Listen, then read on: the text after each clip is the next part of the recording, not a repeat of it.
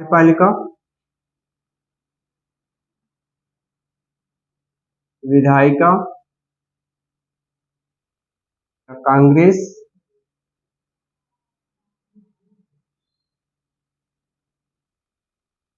तीसरा क्या है?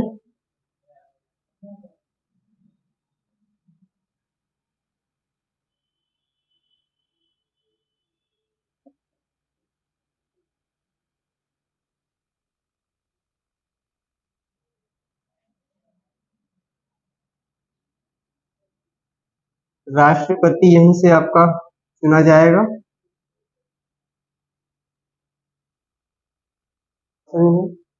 और कौन चुनेगा इसको?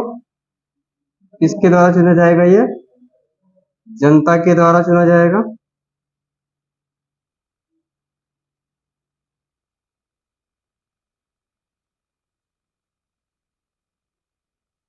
यहाँ के भी जो सदस्य होंगे वो किसके द्वारा चुने जाएंगे? जनता के द्वारा चुने जाएंगे। एक तो होगा हाउस ऑफ रिप्रेजेंटेटिव, तो जनता का प्रतिनिधित्व करेगा या जनता का प्रतिनिधि होगा। किसका प्रतिनिधि होगा? जनता का प्रतिनिधि होगा।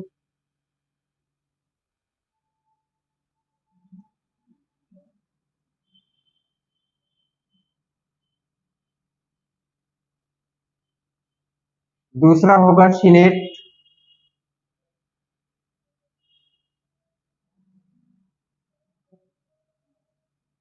जो राज्य का प्रतिनिधि होगा।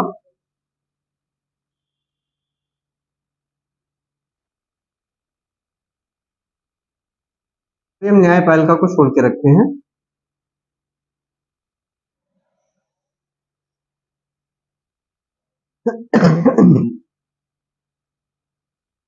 ऐसी स्थिति में राष्ट्रपति सुपर पावर होता है अमेरिका के संदर्भ में। हमारे यहाँ भी है, लेकिन हमारे यहाँ राष्ट्रपति का पद जो है वो संवैधानिक है।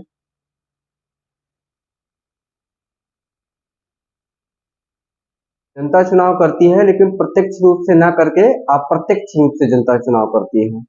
हमने आपको बताया था हमारे यहाँ राष्ट्रपति का चुनाव कैसे होता है। सांसद और विधायक एमएलसी सब मिल करके राष्ट्रपति का चुनाव करेंगे, और इनको कौन बनाएगा? जनता बनाती है। तो कहने का मतलब हमारे यहाँ का जो राष्ट्रपति होता है वो जनता के द्वारा चुना जाता है, लेकिन अप्रत्यक्ष रूप से। लेकिन अमेरिका का जो राष्ट्रपति होगा वो प्रत्यक्ष रूप से चुना जा रहा है। समझ में आ रही बात? इसलिए राष्ट्रपति अपने आप को सुपर पावर कहलाएगा, मानता है।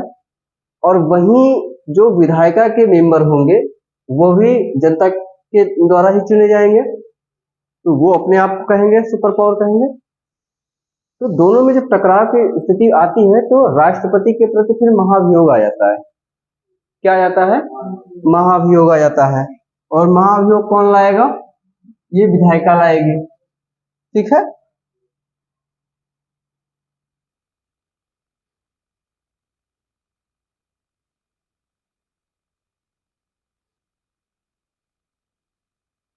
महाभियोग क्या है पता है? पद से हटाने की एक प्रक्रिया है, नियम है। राष्ट्रपति को फिर महाभियोग के द्वारा उस पद से हटाया जा सकता है। बात समझ आई? लेकिन ये सब भी करना बहुत आसान नहीं होता है, ठीक है ना? क्योंकि हाँ, अब पॉइंट पे आते हैं। तो राष्ट्रपति, और हमने लिखा है कि राष्ट्रपति और मंत्री परिषद, मैंने बताया था कि जो ये राष्ट्रपति होता है, राष्ट्रपति अपनी विवेक पर अपनी इच्छा के अनुसार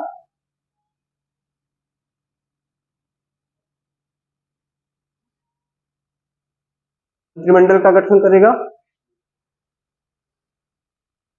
और ऐसे सदस्यों को लेगा जो अपने अपने क्षेत्र के विशेषज्ञ होंगे। इसलिए जो अमेरिका का जो मंत्रिमंडल होता है, वो अमेरिका के मंत्रिमंडल को हम विशेषज्ञ मंत्रिमंडल भी कहते हैं, क्योंकि वहां के लोग अपने अपने क्षेत्रों के विशेषज्ञ लोग बैठे होते हैं। और उनको कौन बनाता है? राष्ट्रपति बनाएगा। वो कब तक बने रहेंगे? जब तक राष्ट्रपति चाहेगा। समझे? तो जो मंत्रिमंडल के सदस्य होंगे वो और राष्ट्रपति, वो विधायिका या कांग्रेस के अधीन नहीं होंगे। वो किसके अधीन होंगे? राष्ट्रपति के अधीन होंगे। समझ आ रही है ना? वो किस, हम अगर इस हिंदी भाषा में कहें तो किसका कहना मानेंगे? राष्ट्रपति का कहना मानेंगे। ठीक है। अर्थात कहने का मतलब है कि वो संसद के प्रति उत्तरदायित्व नहीं होते। ठीक है ना? वो अपने राष्ट्रपति के प्रति क्या होते हैं? उत्तरदायित्व होते हैं। बात समझ में आई है? और वे व्यक्तिगत रूप से जो मंत्रिमंडल के मेंबर होंगे, सदस्य होंगे, वो व्यक्तिगत रूप से अपने राष्ट्रपति के प्रति उत्तरदायित्व होते हैं और राष्ट्रपति उन्हें जब तक चाहे या जब चाहे उन्हें पद से हटा सकता है। कहने का मतलब है जो मंत्रिमंडल विशेषज्ञ मंत्रिमंडल होता है, उस मंत्रिमंडल विशेषज्ञ के जो सदस्य होंगे वो राष्ट्रपति के प्रसाद प्रश्न तक बने रहेंगे। बात समझ में आई? पॉइंट लिखें। दूसरी तरफ अमेरिकी कांग्रेस के दूसरी तरफ अमेरिकी कांग्रेस के निम्न सदन दूसरी तरफ अमेरिकी कांग्रेस के निम्न सदन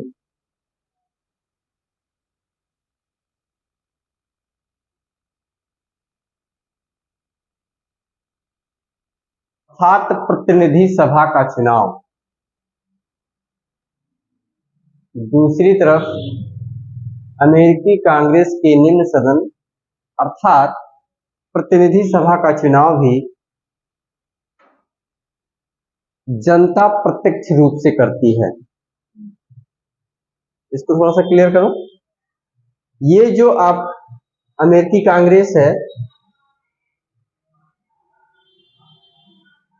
ठीक है ना, इसका चुनाव तो करेगा ही, इसका चुनाव भी जनता ही करती है।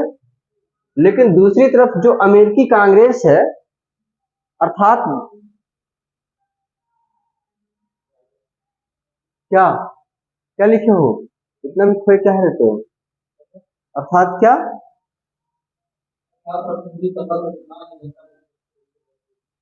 इसका भी चुनाव कौन करेगा? जनता ही करेगी। समझ आई बात? लिखें।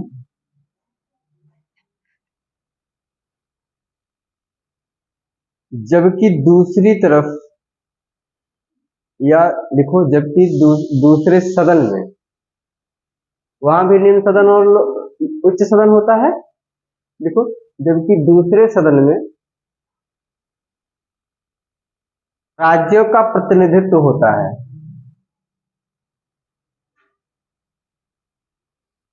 जबकि दूसरे सदन में राज्यों का प्रतिनिधित्व होता है।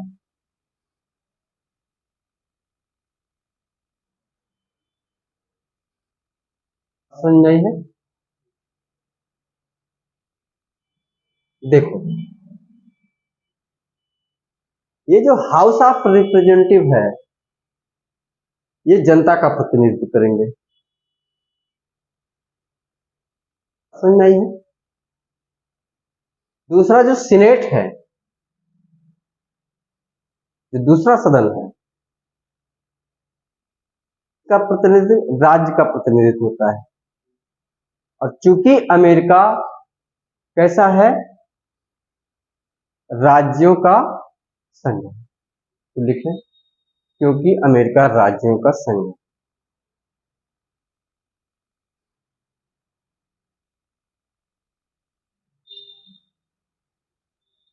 नेक्स्ट पॉइंट लिख लें, संघ है।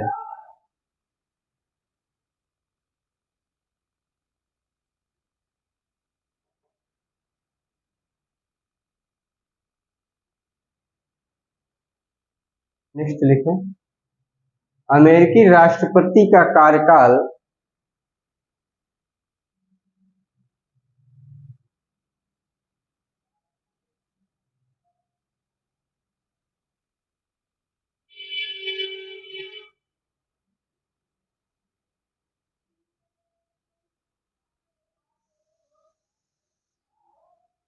अमेरिकी राष्ट्रपति का कार्यकाल सामान्यतः निश्चित होता है। ब्रैकेट में लिखें 4 वर्ष। कितने साल के लिए राष्ट्रपति होते हैं वहां पे? 4 साल के लिए।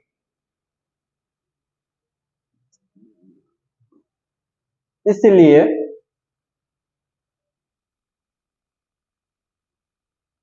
सामान्यतः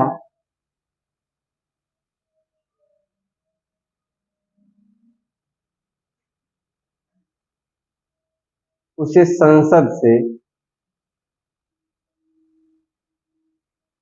या इसलिए उसे संसद हटा नहीं सकती।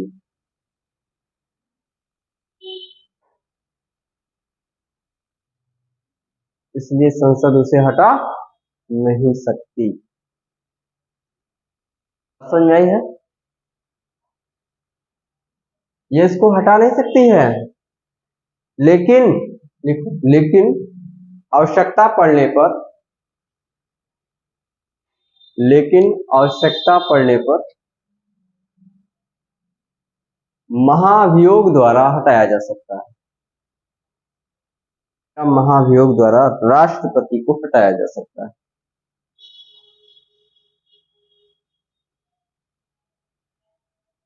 नेक्स्ट लिखना,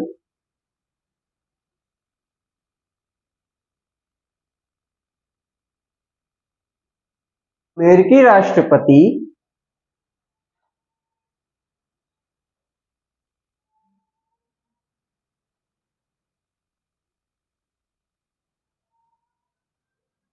राष्ट्रपति देखो सुनो बात को, जब इसके ऊपर महाभियोग लाया जाएगा राष्ट्रपति के ऊपर, तो राष्ट्रपति की इतनी शक्ति होती है कि उस संसद का जो प्रस्ताव लाया गया है उस प्रस्ताव का वीटो कर देगा। अपनी पावर का इस्तेमाल कर देगा, निषेधाधिकार। तो लिखो, अमेरिकी राष्ट्रपति संसद के प्रस्ताव का वीटो कर सकता है। अमेरिकी राष्ट्रपति संसद के प्रस्ताव का वीटो कर सकता है। वीटो अंग्रेजी हिंदी में लिख लो, उसमें मतलब उसके ब्रैकेट में लिखो निषेधाधिकार।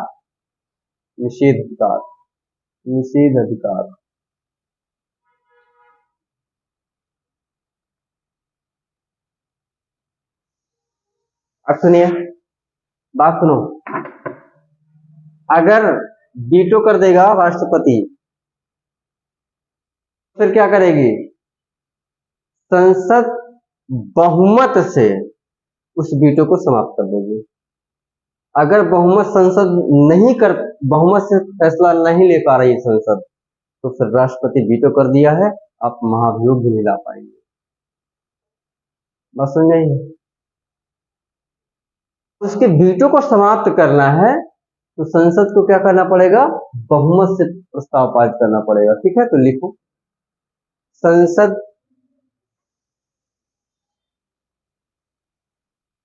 विशेष बहुमत से वीटो समाप्त कर सकती है। संसद विशेष बहुमत से वीटो समाप्त कर सकती है।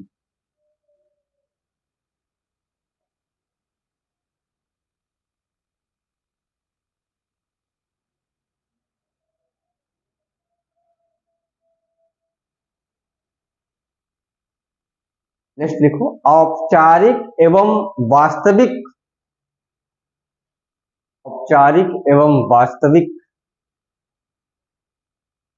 शक्तियां, औपचारिक एवं वास्तविक शक्तियां एक ही पद में निहित होती हैं।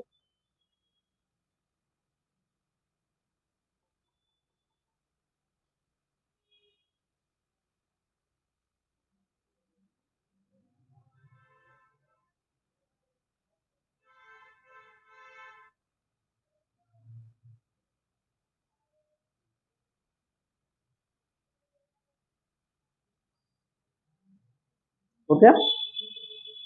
अर्थात वही संवैधानिक प्रधान है, अर्थात वही संवैधानिक प्रधान है।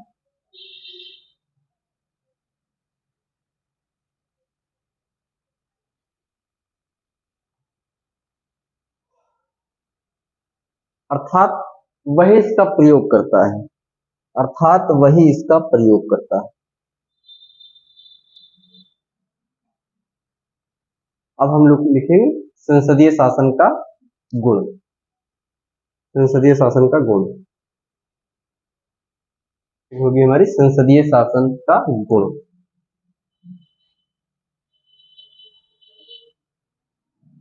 नंबर 1 लिखो, स्थायित्व। संसदीय शासन होता है वो स्थायित्व होता है। नंबर 2, मंत्रिमंडल की विशेषज्ञता। देखिए जरा,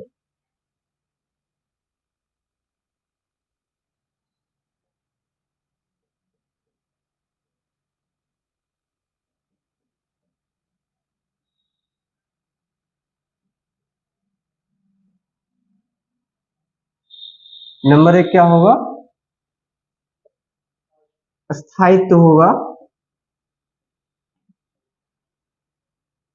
नंबर 2, मंत्रिमंडल विशेषज्ञता होती है ना, उनके जो मंत्रिमंडल के लोग होते हैं अपने अपने क्षेत्र के विशेषज्ञ होते हैं। ठीक है, नेक्स्ट लिखे,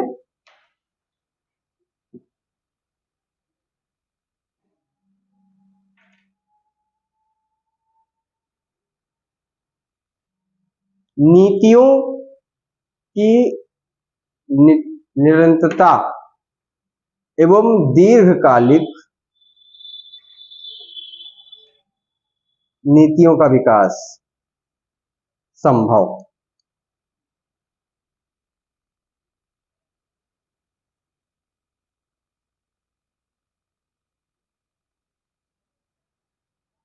नेक्स्ट लिखो,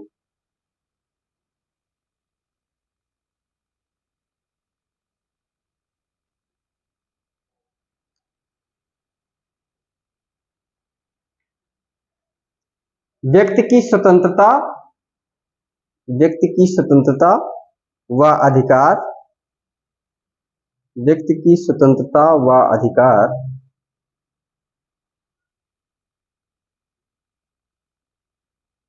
व अधिकारों की सुरक्षा, व अधिकारों की सुरक्षा।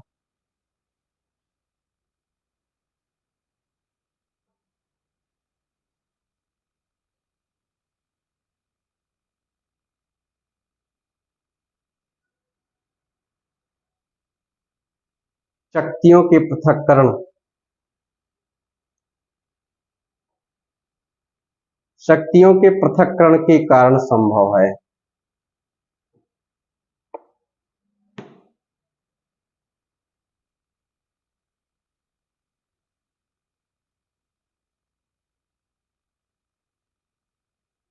ये तो इसके संसदीय शासन के गुण होंगे। दुर्गुण पॉइंट क्या है, बुराइयां भी हैं, उसको भी लिखो। लिखो दुर्गुण,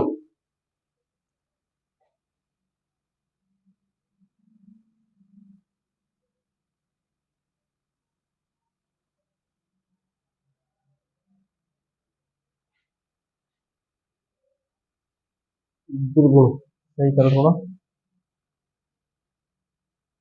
दुर्गुण दुर्गुण लिखो। नंबर 1, कार्यपालिका एवं विधायिका में संघर्ष की स्थिति बनी रहती है।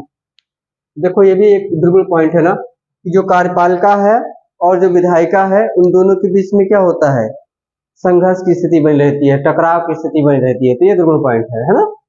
तो लिख लो कि कार्यपालिका और विधायिका के बीच संघर्ष की स्थिति बनी रहती है। कि क्यों बनी रहती है, क्योंकि जनता दोनों का चुनाव करती है, क्योंकि दोनों को जनता चुनती है, ऐसे लिखो, क्योंकि दोनों को जनता चुनती है।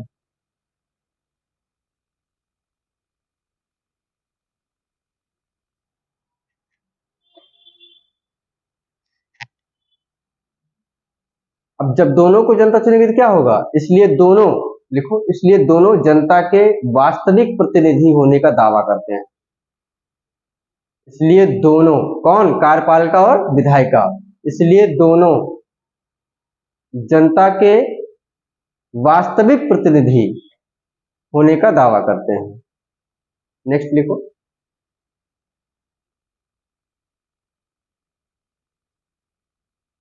पॉइंट में लिखिए, नेक्स्ट लिखिए। राष्ट्रपति की तानाशाही संभव है, राष्ट्रपति तानाशाही हो सकता है ना ऐसी स्थिति में, राष्ट्रपति की तानाशाही संभव है। नेक्स्ट, सरकार में राष्ट्रपति का पद एक होने के कारण, सरकार में राष्ट्रपति का पद एक होने के कारण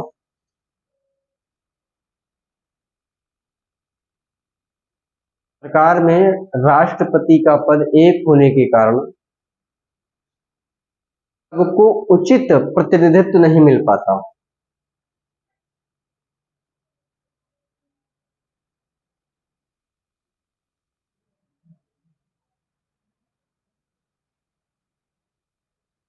अगर राष्ट्रपति तानाशाह हो जाए, क्योंकि देखिए उसको कितनी सारी शक्तियां प्राप्त हैं, उसको जल्दी से महाभियोग के द्वारा बहुत जटिल प्रक्रिया होती है हटाने की, है ना।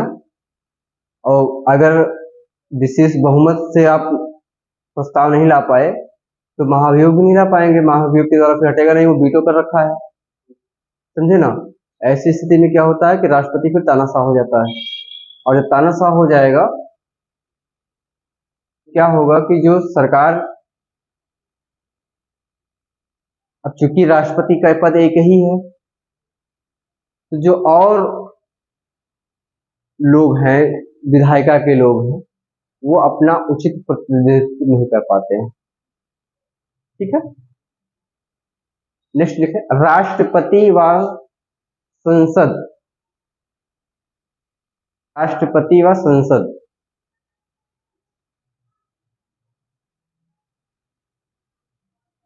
ऑब्लिक कांग्रेस कर दो। सुनिए, हमारे यहाँ कितने सदन हैं, कौन कौन, निम्न सदन को हम लोग क्या कहते हैं, लोकसभा।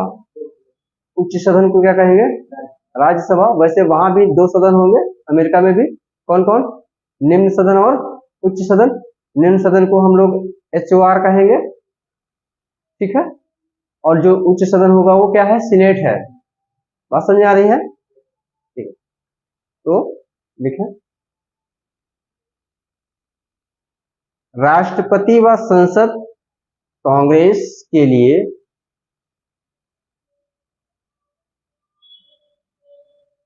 अलग अलग चुनाव की प्रक्रिया या अलग अलग चुनाव की व्यवस्था खर्चीली है।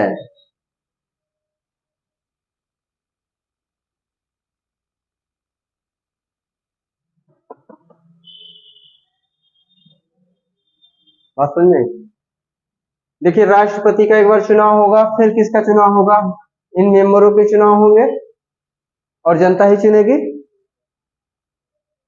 तो ऐसी स्थिति में राष्ट्रपति और व संसद व कांग्रेस के अलग अलग चुनाव की व्यवस्था क्या है, खर्चीली है, और ये जनता के ऊपर क्या है, बोझ है। लिखो, चुनाव की व्यवस्था खर्चीली है, अलग अलग चुनाव की व्यवस्था खर्चीली है, और ये जनता के ऊपर बोझ है। पता है कितने रुपए चुनाव में लगते हैं, खर्चा होते हैं, अरबों खरबों रुपए लग जाते हैं चुनाव करवाने में।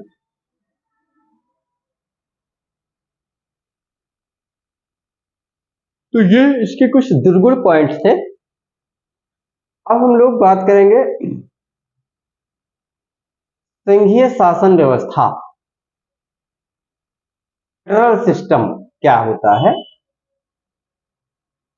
तो हमारी हेडिंग होगी संघीय शासन व्यवस्था।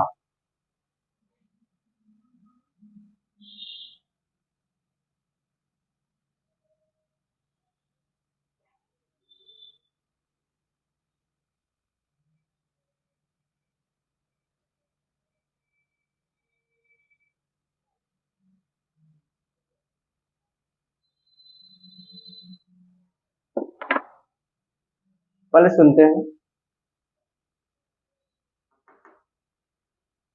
हमारे यहाँ भी संघीय शासन व्यवस्था है, अब इसीलिए बोले थे उसको पढ़ लीजिएगा, देख लीजिएगा उसको। ठीक है, आज एक वीडियो अपलोड करवाएंगे टाइम मिलेगा तो, उसके पहले का। ठीक है, दोनों वीडियो एकदम कंप्लीट रखो, और पहला जो वीडियो है वो थोड़ा लंबा है ना, तब हम 2.5-3 घंटे की क्लास कर रहे थे, तो उस हिसाब से है, लेकिन उसको देख के रुक लीजिएगा ताकि आपकी क्वालिटी एकदम कवर में आ जाए। ठीक है,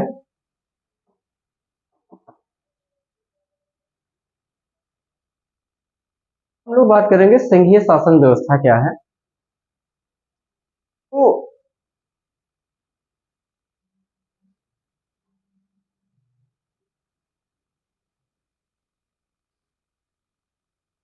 संघीय शासन व्यवस्था में पहला ये है कि सर्वोच्च है और लिखित संविधान है। ठीक है ना। दूसरी बात है कि इसमें शक्तियों का विभाजन है, शक्तियां बटी हुई हैं। आपके यहाँ क्या है, राज्य अपने स्तर से काम करता है, केंद्र सरकार अपने स्तर से काम करती है, समझे ना। तो शक्तियों का पृथक्करण है, हम बता चुके हैं शक्तियों का पृथक्करण। दूसरी बात यह है कि ये फिर एक संघीय न्यायालय होगा, सुप्रीम कोर्ट होगा।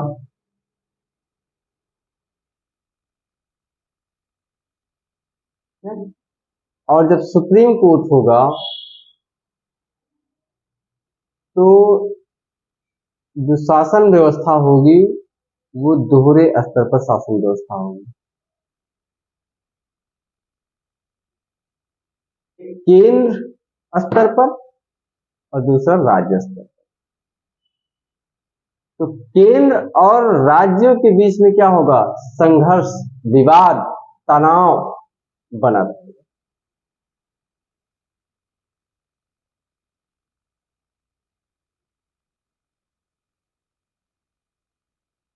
जैसे हाल में ही, अब मैं अगर यूपी की बात करूं तो थोड़ा सा केंद्र और राज्य के मध्य में टकराव की स्थिति बन गई है। हालांकि दोनों सरकारें एक ही हैं, भाजपा की ही सरकार है, लेकिन मान लो कहीं पे केंद्र में किसी की दूसरी सरकार है और राज्य में किसी दूसरी की सरकार है, ऐसी स्थिति में क्या होता है कि केंद्र उस राज्य के साथ सौतेला व्यवहार करती है। तो कहने का मतलब है जब ये संघीय सिस्टम होगा, फेडरल सिस्टम होगा, तो केंद्र अपने स्तर पे काम करेगा, राज्य अपने स्तर पे काम करेगा। ऐसी स्थिति में क्या होगा कि टकराव, संघर्ष और तनाव की स्थिति बनी रहेगी। हम लोग बात करेंगे कि पहले तो एक खाका बनाते हैं, खींचते हैं, आधार क्या होगा, तो केंद्र की स्थिति कैसे होगी, फिर राज्य की स्थिति कैसे होगी, और संविधान संशोधन की शक्ति क्या है, अवशिष्ट शक्तियां क्या हैं, ये हम लोग थोड़ा सा जानेंगे। संघ कैसा होगा इनका, संघ कैसा होगा और यूनियन कैसा होगा, इनकी स्थिति क्या होगी। तो एक हम लोग पहले इसको बना लेते हैं, ठीक है ना। अच्छा, इसी को बना लो। तो पहले आपका बनेगा,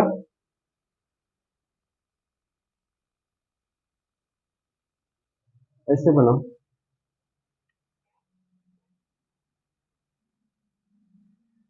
क्या था, संघीय शासन व्यवस्था यानी फेडरल सिस्टम।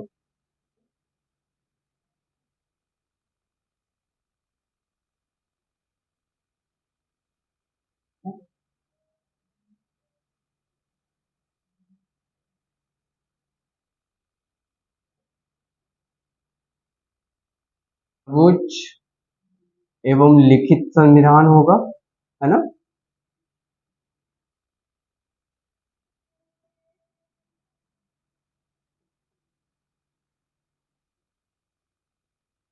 जब सर्वोच्च है, लिखित संविधान है, तो शक्तियों का विभाजन करते हैं हम लोग। दूसरा ये पॉइंट दे करके लिख लें, और ये देखिए इसको इस तरह से कुछ बना लीजिए समझने के लिए। नंबर 2 मतलब आप ऐसे, मैं इसको बांट रहा हूँ, शक्तियों का विभाजन।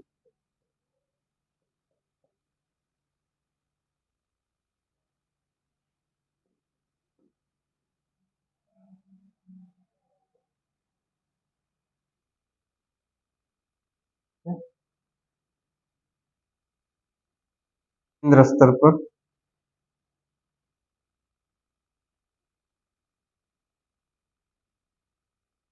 और राज्य स्तर पर।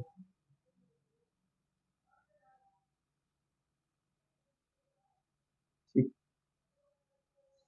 तीसरा लिख लें, और होगा संघीय न्यायालय होगा। तीसरा क्या होगा? संघीय न्यायालय।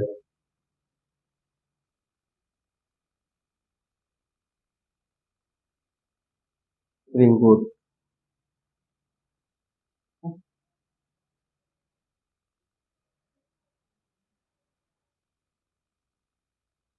इस स्थिति में क्या होगा? जब केंद्र से कुछ दोहरे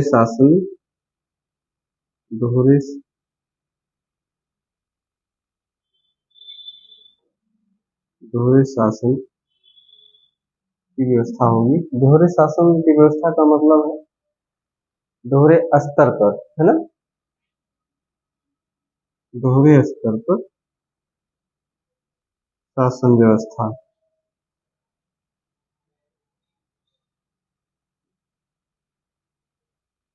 तो समझ लीजिए, इसके बाद का फिर टॉपिक हम आगे उठाएंगे।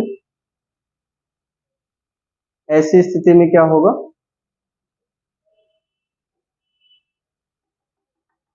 यहाँ पे आप लिख लें, दोनों के बीच में क्या बनेगा? संघर्ष होगा, और क्या होगा? विवाद होगा, और तनाव बना रहेगा। तो अब हम लोग डालते हैं संघ क्या है, थोड़ा सा ये चीज समझते हैं संघ के बारे में।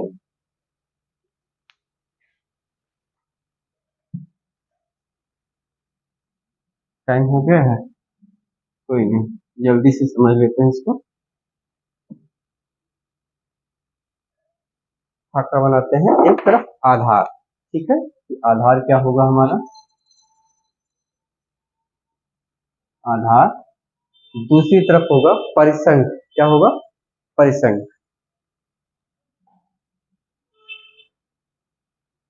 परिसंघ। तीसरी तरफ होगा संघ, और ये सब हम संघ से ही बात कर रहे हैं, फेडरल।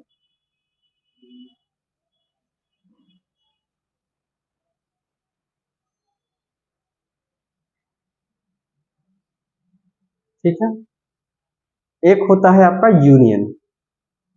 यूनियन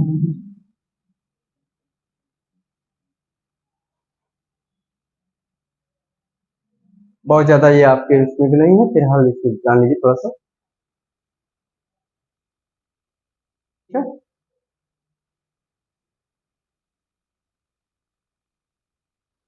एक तरफ हम लिख लेते हैं केंद्र स्तर या केंद्र की शक्तियां।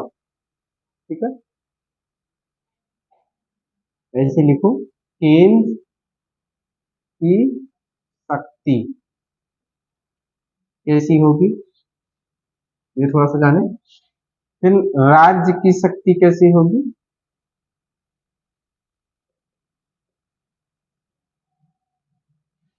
इसको जाने। परिसंघ के संदर्भ में कैसी शक्ति होगी, संघ के संदर्भ में कैसी शक्ति होगी, और संविधान संशोधन की शक्ति क्या है, ये भी हम सोचते हैं थोड़ा सा।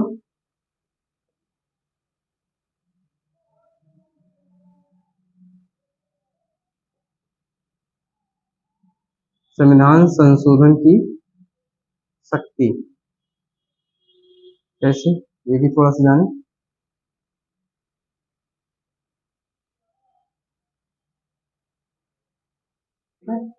और एक अवशिष्ट शक्तियां हैं जो हम लोग उस पर भी बात करेंगे।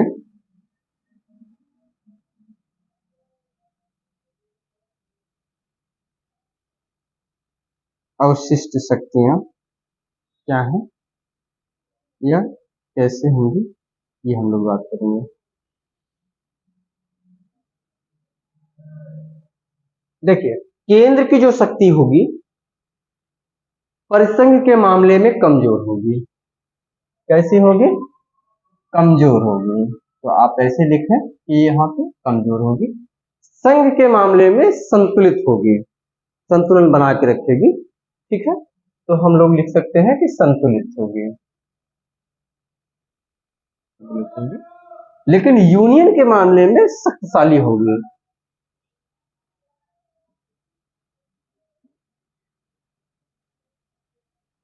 शक्तिशाली होगी। तो केंद्र सरकार, जो केंद्र की शक्ति होगी वो परिसंघ के मामले में कमजोर होगी, लेकिन संघ के मामले में संतुलित रहेगी। और यूनियन जैसे की बात आएगी तो यूनियन के मामले में वो शक्तिशाली बन जाएगी। ठीक है, अब राज्य की स्थिति क्या होगी परिसंघ के मामले में? शक्तिशाली होगी। कैसी होगी? शक्तिशाली होगी। शक्तिशाली होगी।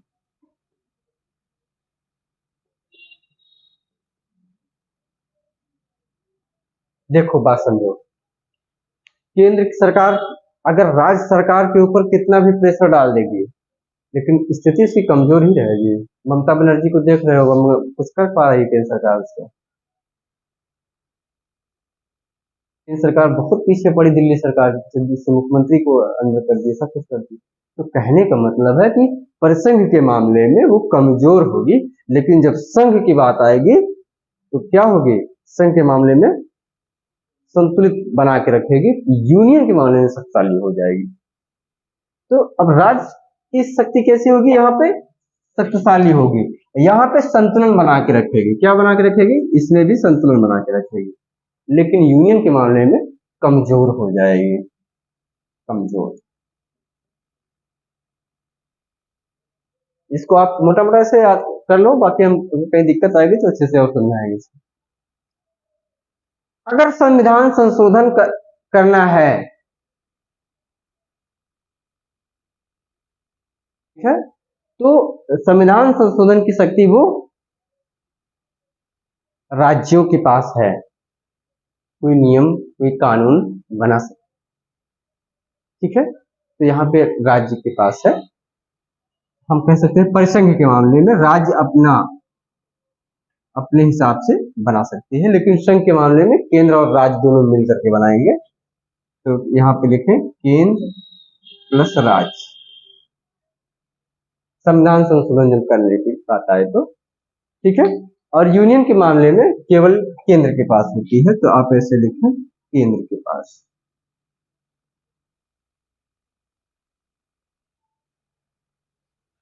अवशिष्ट शक्तियां भी राज्य के पास होगी।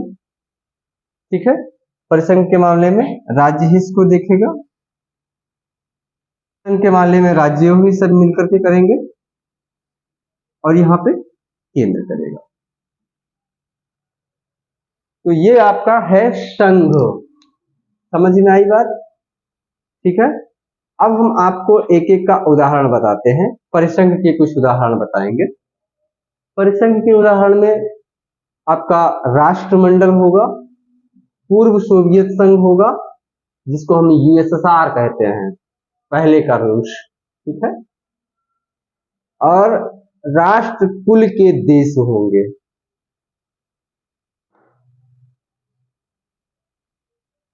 यही बात।